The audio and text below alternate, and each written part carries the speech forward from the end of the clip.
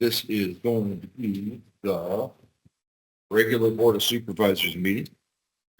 Tuesday, November 12th, 2024, also scheduled for 10 a.m. Board of Supervisors hearing room, 1415 Melody Lane, Building G, Bisbee, Arizona. Do I need to read all that again, Mr.? Okay, will do. Yep. Pursuant to ARS 38-431-02H, the public will have physical access to the meeting place 15 minutes prior to the start of the meeting. Any item on this agenda is open for discussion and possible action. May we stand and say the Pledge of Allegiance. Please join me in the pledge. I pledge allegiance to the flag of the United States of America and to the republic for which it stands, one nation under God, indivisible, with liberty and justice. Thank you. You may be seated.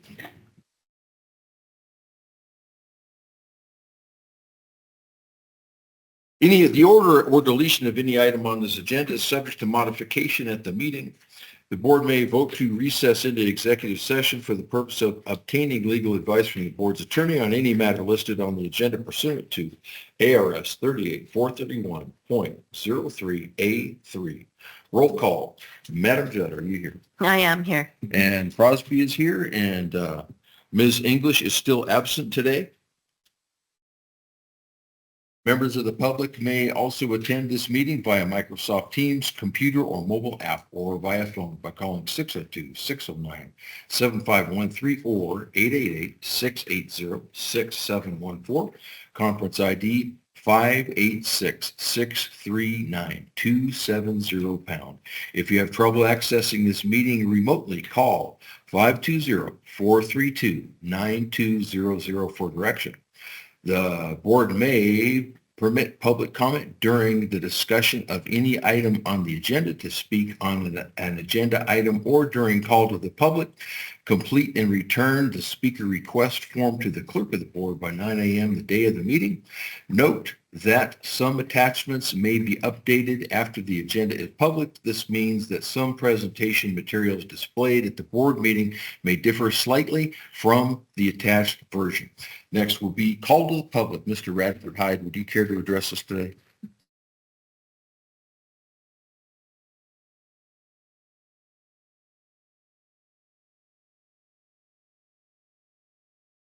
Yes.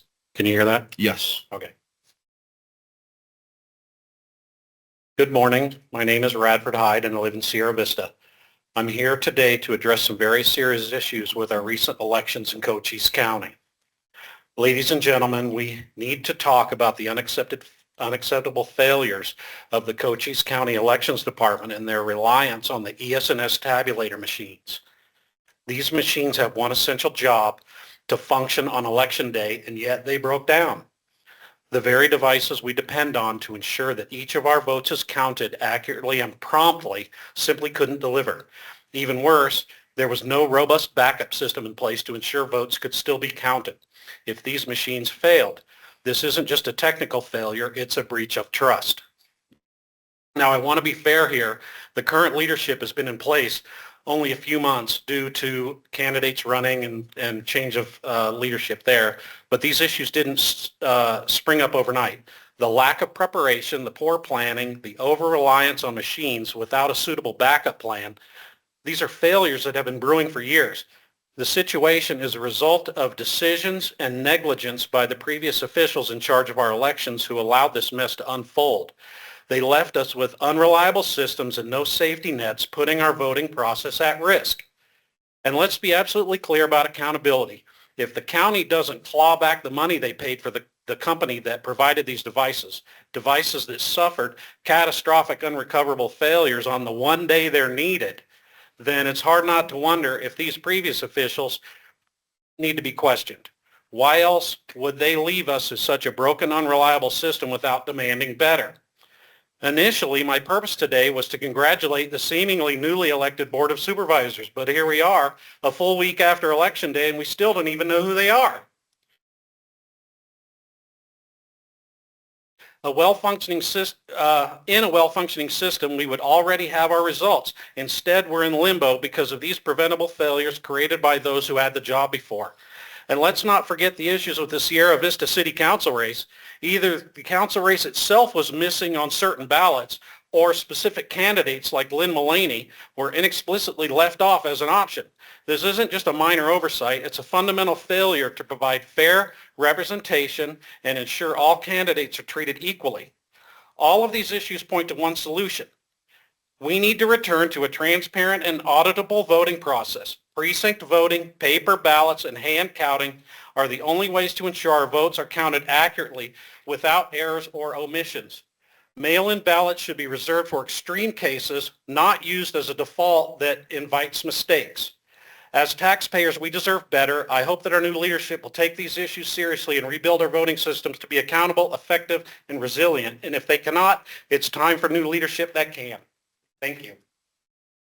Thank you, Mr. Hyde. Next, we have Ms. Tricia Gerardette, and I don't see her in here, so perhaps she is joining us on Teams today. Ms. Yeah. Gerardette. Aha. Yes, I am on Teams. Thank you, Tricia Gerardette in Sierra Vista. I also want to comment on the election that was just a week ago, though it seems like longer to some. I was specifically planning to talk about the 16,000 ballot run that was then voided and redone. And I was afraid that many people would think, would read the headline and think that 16,000 ballots had been discarded and not counted. And I hope people will read the articles and understand that there were errors and they were caught appropriately by our election workers and then redone. So it was a good effort. I want to respond to the previous speaker that we do have paper ballots and we do have hand counts for selected areas that are an attempt to prove that the machines are doing the right count. And having attended several, I can tell you that the hand count people celebrate when the hand count matches the machine. So the machines do the work of tens of thousands of ballots that absolutely could not be handled by hand by people accurately even a week later. So the machines are good. They do their job. They are verified by select hand counts, and our elections run well. And I hope people will learn more about how it works and regain confidence. Thank you. Thank you, Ms. Gerardette. May we have a motion for the consent agenda? Vice Chairman Crosby, I move that we approve the consent agenda items 1 through 6. The second, any discussion?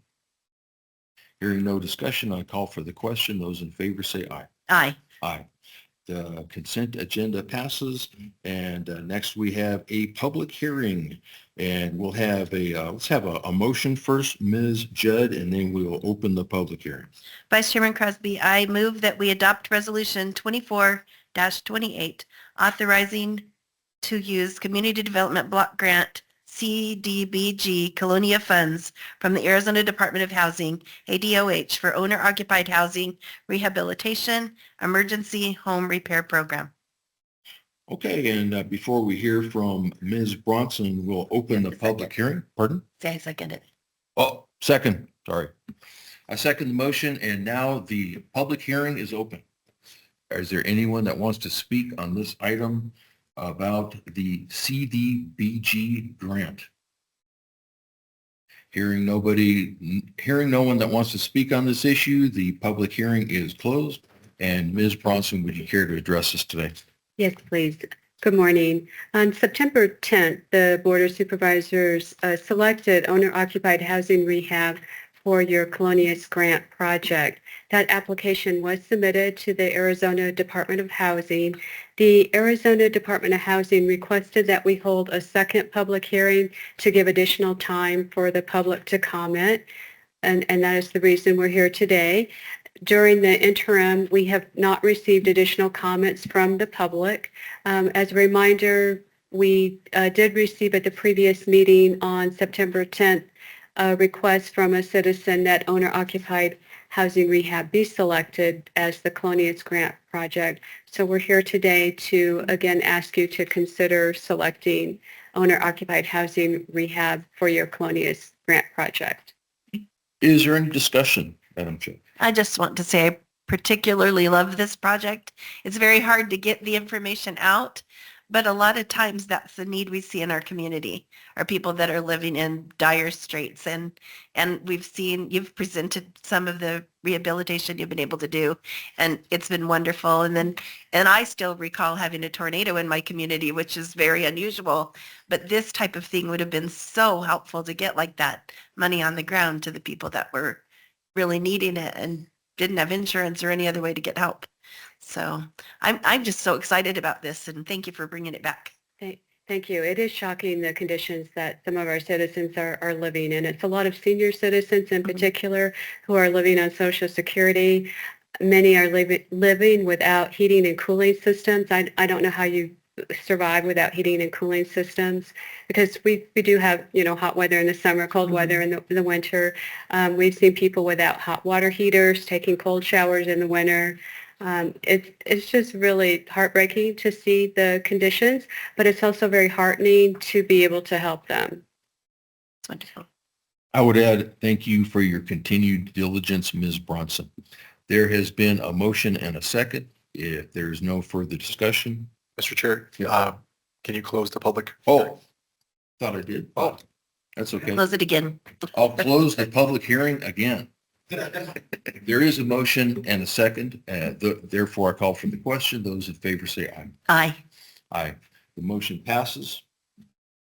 Moving to number 8. Ms. Judd.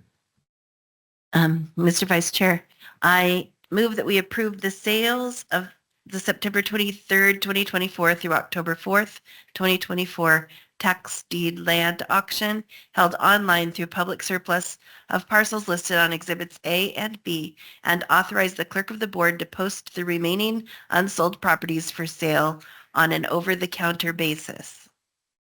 Second. Ms. Lowenheim, would you care to present on this issue? Yes, good morning, Vice Chair, Supervisor Judd. I'm here to request the board's approval of the sales from the September 23rd through October 4th, 2024 tax deed land auction. This auction was conducted online through our vendor public surplus and resulted in property sales totaling $445,541. The details of the sold parcels are outlined on Exhibits A and B. All funds collected through this auction will be managed by the Treasurer's Office and apportioned according to state statutes. Additionally, we've provided a listing of the sold parcels on the county to the county treasurer to update the tax roll accordingly.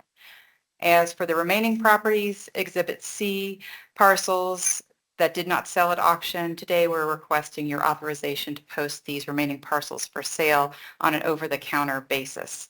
This will include making the properties available on the over-the-counter list and updating the interactive map for public reference. Thank you, Ms. Lowenheim. Do you have any further discussion, Madam Judge? I don't. Okay, there has been a motion and a second for item number 8. Therefore, I call for the question. All those in favor say aye. Aye. Aye. Number 8 passes. Would you care to give us a motion for number 9? Mr. Vice Chair, I move that we approve grant agreement between the Legacy Foundation and Cochise County Schools for the Behavioral Health Position Funding Assistance Project and the amount of $25,000 effective November 12th, 2024. Second. And we appear to have Ms. Jackie Clay presented for us today. Good morning. The $25,000 is basically a matching grant so that we can keep a behavioral health position until January. Right now, we had 4 amazing behavioral health people on our staff, but the grant ended September 30th. We did put in for another grant. It should have been before this one ended, but we did get it. And it's a $2.7 million grant over 5 years, but it will not be available until January. So we've asked the Legacy Foundation to partner with us so we can keep at least one person in our office to keep that communications between all the small schools.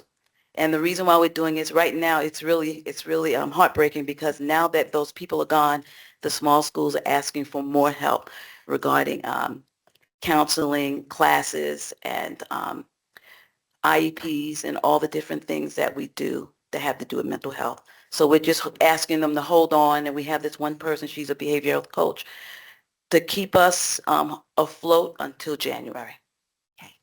So this is for one position, is that correct? Yes, one position. What is the county match? We're going to, our match is going to be around 30. So this It's is, from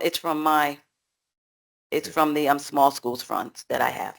so this is a total of $55,000 from now till January? No, we're going to keep her the whole year. Okay, that wasn't clear to me for some reason. Okay. There has been a motion and a second. All those in favor say aye. Aye. Aye. And item number 9 passes. Madam Judge, would you care to present item number 10? Mr. Vice Chair, I move that we adopt Resolution 24-29 to authorize the submission of an application for Community Development Block Grant, CDBG Colonias Funds to fund owner-occupied housing rehabilitation for qualifying Cochise County residents. Second, we have Ms. Bronson back with us to present. And this is just relating to the grant application that we were previously talking about. It's just submitting it now. So we can get it. It's somewhat a formality. We need to resubmit since you all just selected it on this date. So we need to resubmit the application so that the dates match. Thank you very much. I have a question. We just were refused one that was a matching, was a competitive grant. Is this a competitive grant, or are we pretty much going to get this one? This is a competitive grant, but we have word from ADOH we're most likely to receive it. Oh, good. Just wondering. Okay, seeing no more discussion, and there has been a motion and a second for item number 10. Therefore, I call for the question. All those in favor say aye. Aye. Aye. Item number 10 passes. Would you please present item 11? Mr. Vice Chair, I move that we approve contract 25-03-HEA-01 between Cochise Harm Reduction, CHR, and Cochise County Health and Social Services, CCHSS, for syringe exchange services in support of Justice Reinvestment Fund established through an act of legislation in the amount of $145,000 effective November 12, 2024 through October 31st, 2025. Second. And we have Mr. Melendez presenting for us today. Would you care to address us? Good morning, Vice Chairman Crosby, Supervisor Judd. So I am here once again to ask for the approval of this contract with Cochise Harm Reduction. This has been approved twice before, previously. They do amazing service that we cannot provide. So this money has a very limited scope of what we can use it for. And Cochise Harm Reduction currently is the only ones that can provide those, basically the job for us. So we're hoping that you'll approve it one more time. Yeah, what will be provided for this money, Mr. Melendez? All right. So basically Cochise Harm Reduction, they go out there and talk and provide a lot of supplies for unhoused individuals. At the moment, the last report that I received, they have 6,000 participants. I can run you a couple of numbers, like just on syringes, they have distributed 150,000 on previous years. Injection kits, they provide about 4,000. Other than that, they actually do provide a lot of supplies for them to keep clean, to actually be able to sleep better, I guess I could say. So we're talking blankets, we're talking sleeping bags, we're talking a lot of things that they actually need. And they go out there and provide it. Now, one of the things about Cochise Harm Reduction is that they are all around Cochise County. So they go out there looking for these individuals. So Okay. they So don't you have to mentioned come the to them. figure of 150,000 and during what period and what was that 150,000? That wasn't dollars. I believe that was people that were addressed.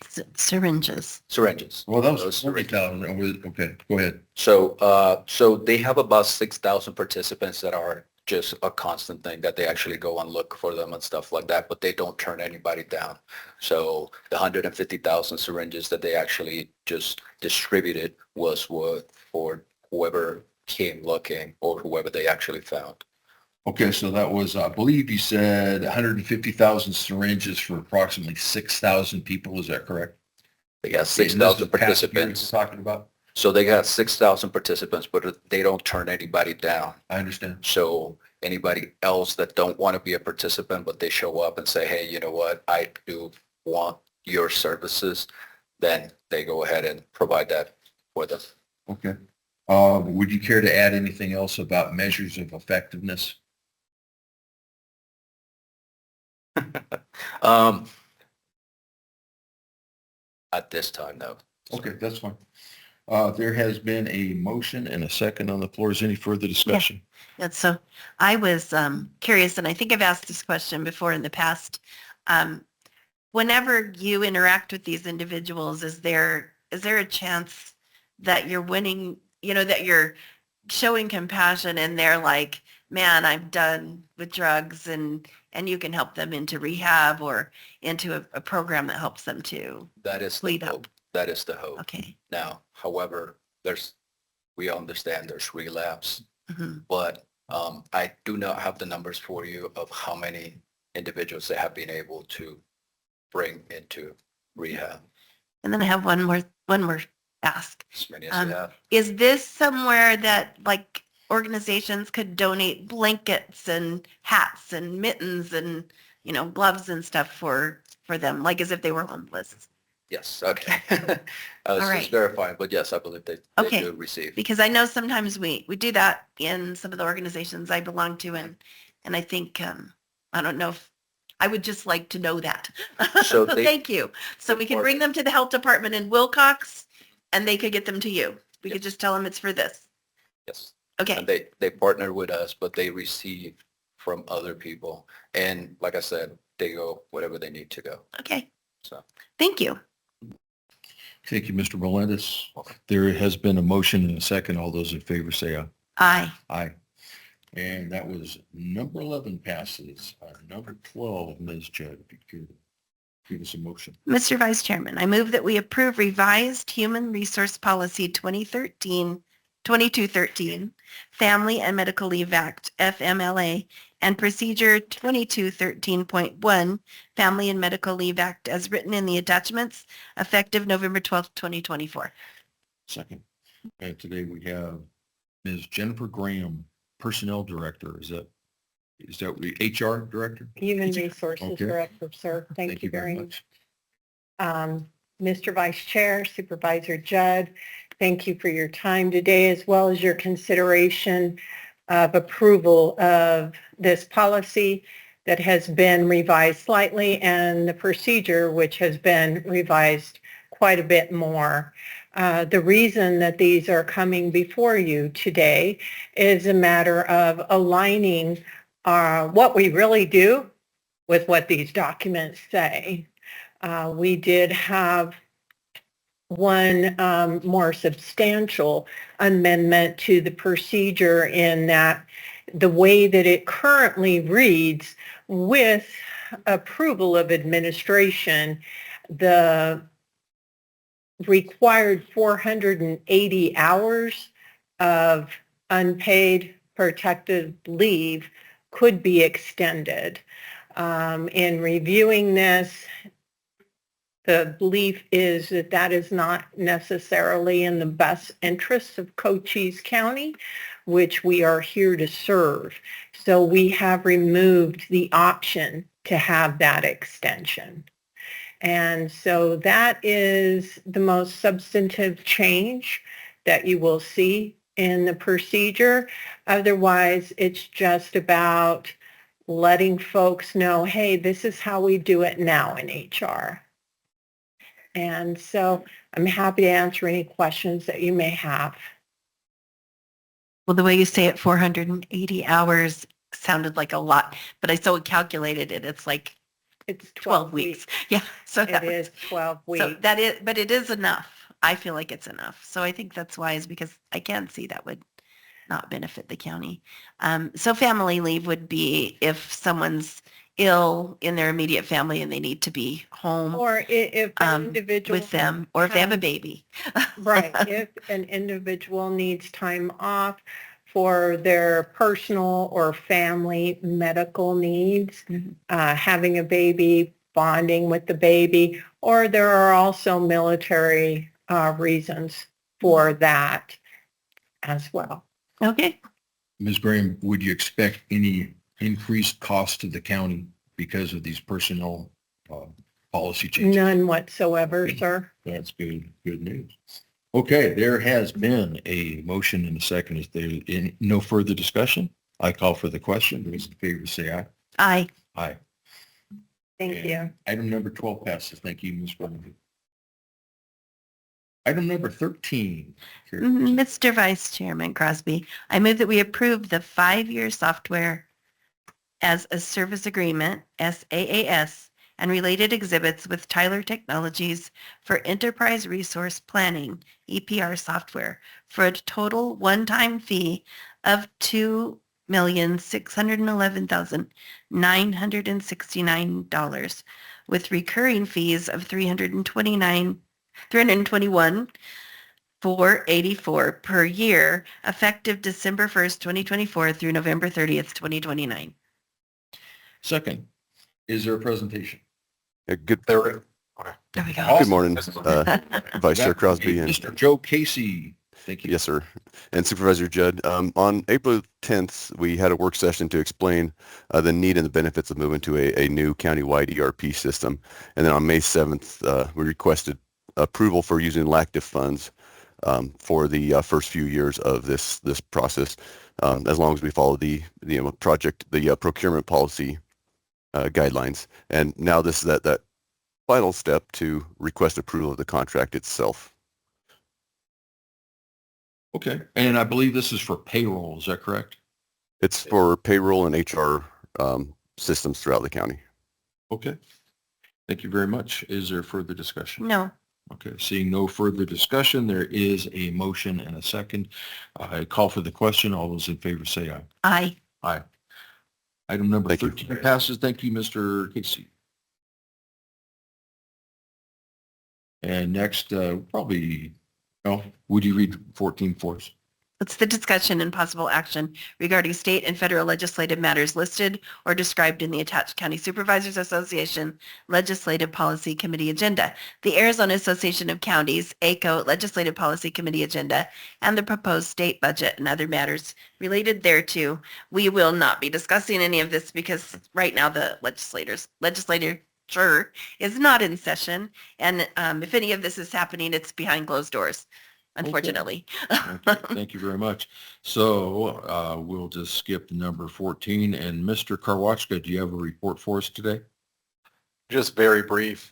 We appreciate the public's patience while we're tabulating the votes in the election department. So we'll keep on working and moving forward. And the most important thing is making sure that every vote is counted.